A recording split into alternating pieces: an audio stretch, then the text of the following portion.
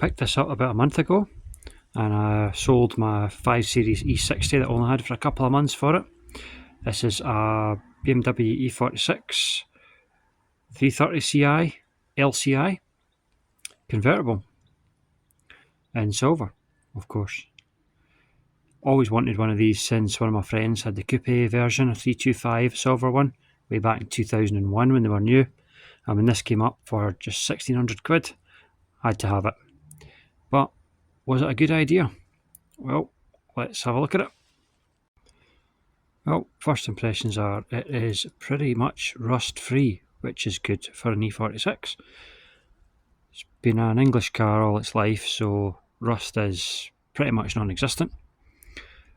Let's just take a look at the features it's got. First of all, this one's fully loaded pretty much. I don't think there's anything missing from it. So it's got the full M Sport kit. It's got xenon lights with headlight washers. It's got, I don't know what style of wheels you call those, but those are the ones that my friend's car had. And those were the wheels that I really like. It's got power-fold mirrors. Don't know whether it's been lowered or not, but it looks pretty low at the back.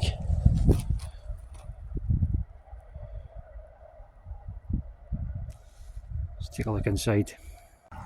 So I always wanted one with the M Sport interior as well, and this has got exactly that. It's got heated electric memory leather seats, driver and passenger, and it's the M Sport with the additional bolstering on it. These have been re-dyed and refurbished and they look pretty good. All working. It's got power-fold mirrors as well. That's your wee button for that. Let's jump in.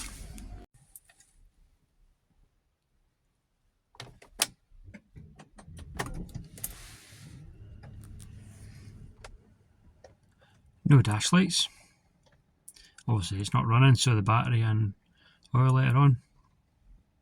So what's it got? Well, it's got automatic transmission, obviously all electric windows, working hood of course. You can just see here it's got 3-position or 3-sitting heated seats. So you've got really hot, medium and low, and really hot is really hot. They're fantastic. Switchable traction control. That's your controls for your hood there, up and down.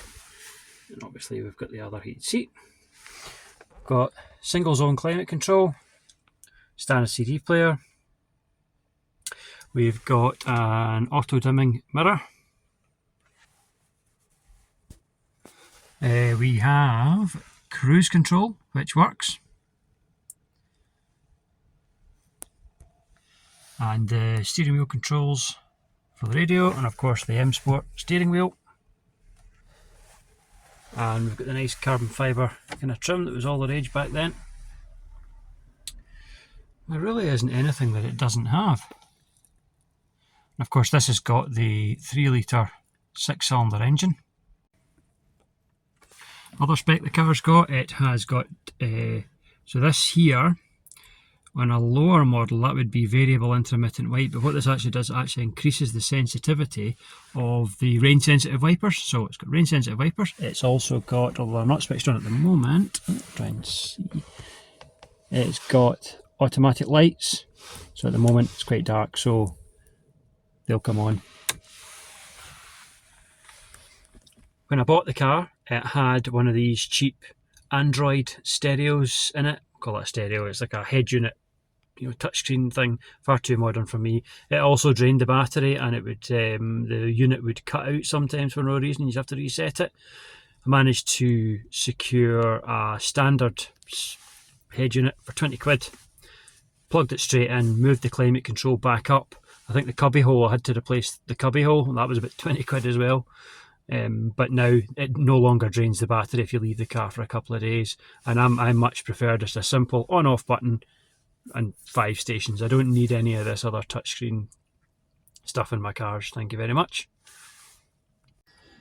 And there it is.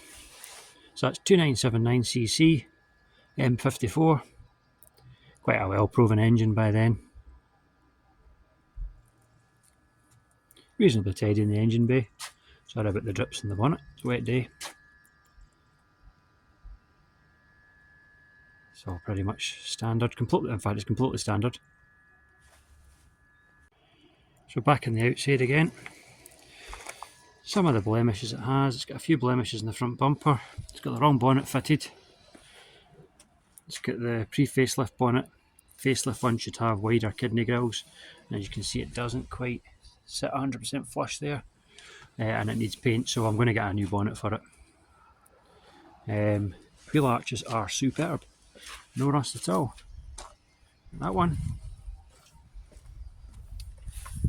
That one. Look at that. Not a thing. That's just raindrops, you see, not bubbles. Of course, the all important 330 Ci. Beast. And this one. Look at it in there. Very nice. All body kit, side skirts in good nick, no cracks, no splits, nothing hanging off. And that wheel arch there as well. And the hood's in good nick too. No moss, rips, tears. Pity about the dealer sticker flaking off. I would have actually liked that to be intact because it's got the Alpina badge.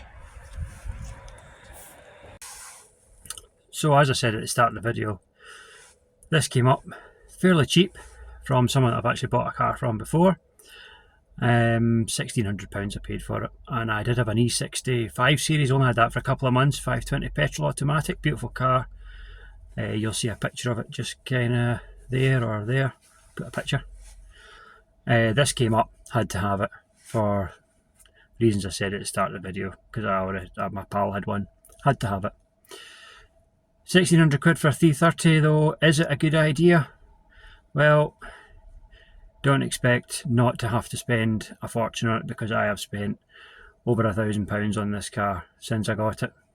So the first thing I had to do was a rear caliper. That's fine, service item, can't be helped. And also the radiator fan is one of these old-fashioned kind of viscous coupled type ones. It's not an electric one, and the viscous clutch had just gone weak and it was staying on all the time. Didn't sound very good, sounded like a school bus, and I think it was sapping a bit of power and probably a bit of fuel as well. So I changed that. Did a oil and filter change as well, cabin filter, air filter, strengthened the antifreeze as well. So that was all fine, drove about in it for a little while. Now a previous issue with the car had been that the gearbox, automatic gearbox on this one, ZF 5-speed, would go into limp mode. That means that it sticks in 4th gear, little cog light comes on the dash. You can't really drive the car other than driving at home. It had that issue before, but it just seemed to go away. Unfortunately, it was with me that the issue came back. It was coming up with a code for the torque converter and something else on the gearbox. Can't remember what. Basically, the gearbox had been neglected. So at that point, I was going to end up just selling the car for spares and repairs. I live in central Scotland, and there was nobody really that was willing to either fit a second-hand gearbox or to refurbish the original gearbox was going to cost several £1,000s, just not worth it on this type of car. I nearly sold it to a breaker, but that particular breaker said, well, I have a gearbox for it that I'll just fit it if I get the car. He had done a manual conversion on a previous E46 he had, and the gearbox was only taken out for that reason. So it was a good gearbox, much lower mileage, 108,000. This car's got 158,000. So I bought that for £350.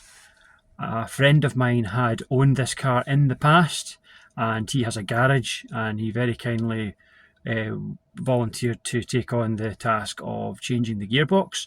He lives away down in Burnley though. So I dispatched the car to Burnley, drove it down there. He over in between jobs, basically he fitted the new gearbox, and also supplied him with a full service kit.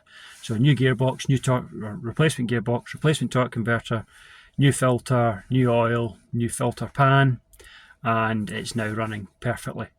So I've had to spend a good bit on it. Was it worth it? Absolutely. I've always wanted one of these in this spec and colour, but it came at a price, unfortunately. But here we are now. We're now able to drive around in it and really enjoy it. Would I do it again? Probably would, but I think I'm going to have to be a bit more careful with in future with cars that I buy. Planning on keeping this one for a while though, because I've always wanted one of these for decades, and as I say, in this spec and colour. So and it's rust free as well, so it's not going anywhere for a good long while. So I'm just going to enjoy it.